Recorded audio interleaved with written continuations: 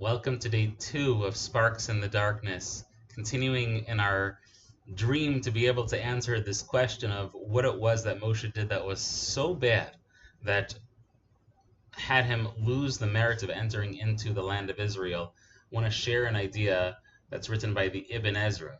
The Ibn Ezra offers several different explanations, many of which he rejects, and therefore we'll actually go through some of those in the coming days. But we'll offer the answer that it seems like he accepts at the end of his commentary, and he explains as follows. When Moshe hit the rock, there was no problem there. That was not actually a sin. Why? Because God told him to speak to the rock, but again, we also know that God told him to take his staff, which means that the goal was to be able to communicate to the rock, hey, rock, God is telling you to give some water. And so Moshe hits the rock. That's not where the sin took place. It was the fact that he hit it the second time. But not just because he hit it the second time. I want to read you the actual language that the Ibn Ezra uses. He explains as follows that, you should know, Ki kasher yada hachelek et hakol, when you know and have this connection with God, yadabeik bakol, you're connected to him on every single level. What was the problem with Moshe and Aaron in this moment? It wasn't that they weren't connected to God. Of course, they were always connected to God. But there was a split second, and I'll read for you the language that the Or HaChaim HaKadosh, who quotes the Ibn Ezra, he says, B'ma she'ibed hakavana, b'pam rishona letzad merivat ha'ida. You know what happened to Moshe and Aaron? They lost their kavana. They lost that connection to God for a second, meaning they had this unending, unbreakable connection with God. God told them to communicate with the rock.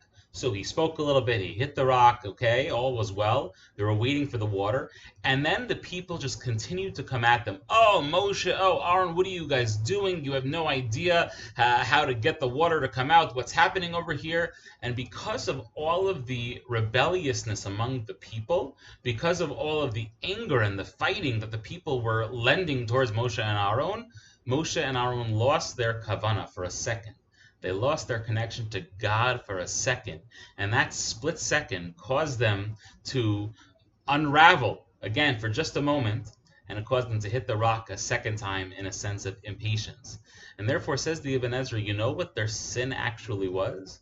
It was that they lost their connection to God for that split second. Many of us, unfortunately, go much longer than a split second without feeling that connection to God. And we know so deeply that the purpose of our lives is ultimately to find that connection with our Creator.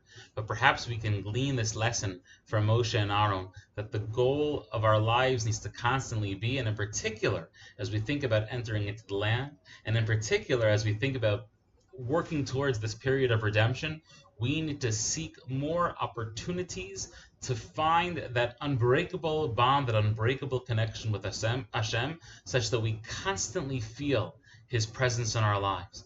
This is our mission for the 3 weeks, to make it that we never go even a split second, or at least, depending on the level that we're on, at least a day. We should never go a day without recognizing that our connection with Hashem. If we can feel that connection more deeply, every moment of every passing day, of every passing week, of every passing year, that will lead us just one step closer to being able to experience the true redemption, where we are able to feel the presence of God constantly in the land of Israel, in the city of Jerusalem, in the Beit HaMikdash, which should speedily be rebuilt in our days, wishing everyone a beautiful rest of your day.